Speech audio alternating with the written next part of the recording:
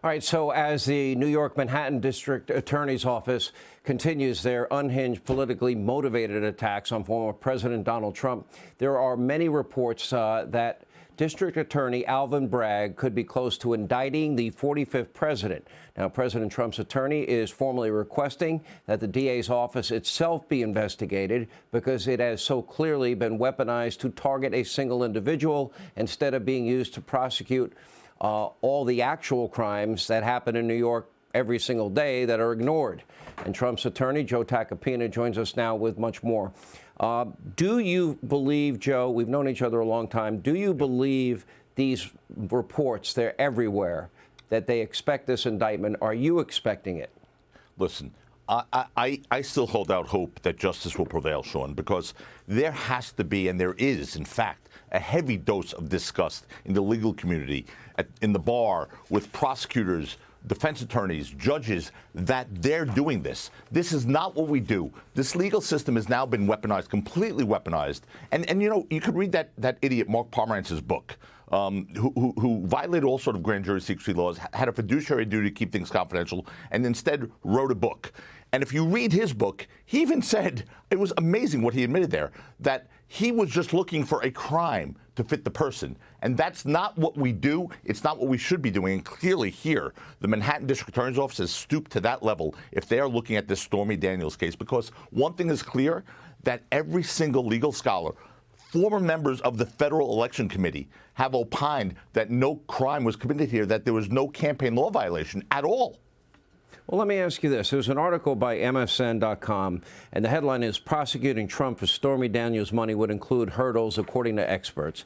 At one point, they say if Bragg were to do this, it says it would be unusual for a state prosecutor to use an alleged violation of a federal law rather than of a state campaign finance law as a grounds to elevate a false paperwork case from a misdemeanor to a felony, but it would also be unusual to prosecute a presidential candidate for violating state as opposed to federal campaign finance laws.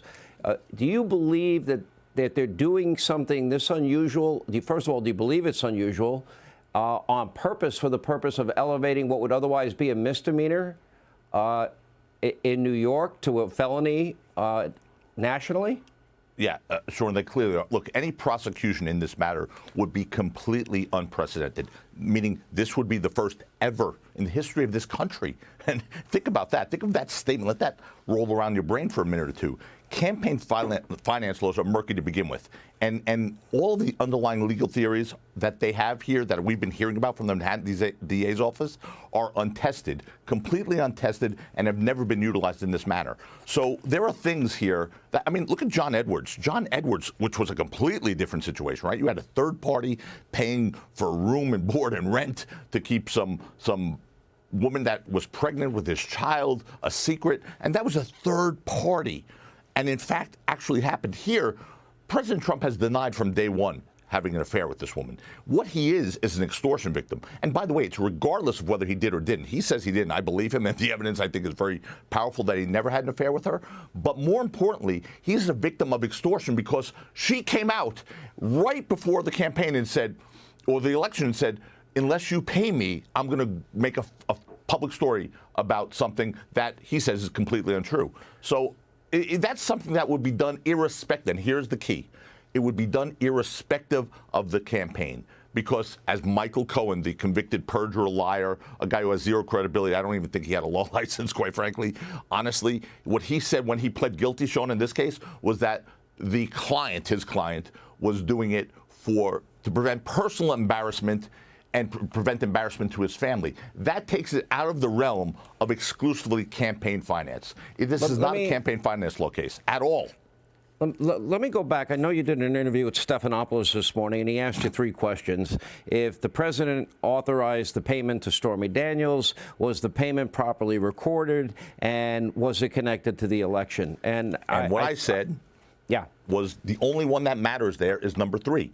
Because if it's not connected to the campaign and had the purpose of affecting the election, then 1 and 2 do not matter at all. At all. It's not a crime. Nothing's a crime. So I'll go back to that again. This has to be tied to an election. And more importantly, the campaign finance laws. And there's a critical distinction separating campaign funds from personal funds. Here, this was all personal funds.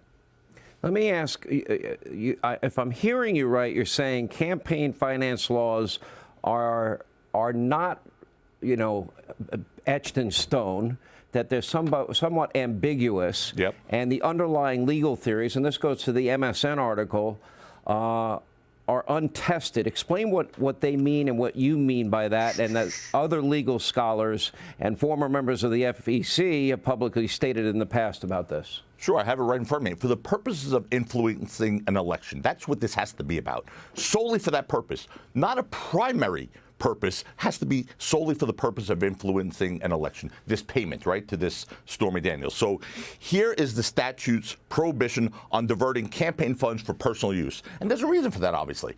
You don't want people who are donating money to a candidate to all of a sudden have that candidate spend money on his personal items. I mean, anything in theory could be to influence the campaign, right, or the election. I mean, you want to campaign in a nice suit. You don't want to have a $20 suit made in China that's falling apart at the seams. You want to have a nice suit. That expenditure, in theory, according to this theory, could be a campaign finance law violation. Of course, it's not. So the crucial distinction is separating campaign funds from personal funds. Could you imagine, Sean, where we'd be tonight if President Trump had used campaign funds to make this payment? Oh, my God. They'd be calling for his scalp. Instead, he did everything the right way. He did nothing wrong, as he has said repeatedly.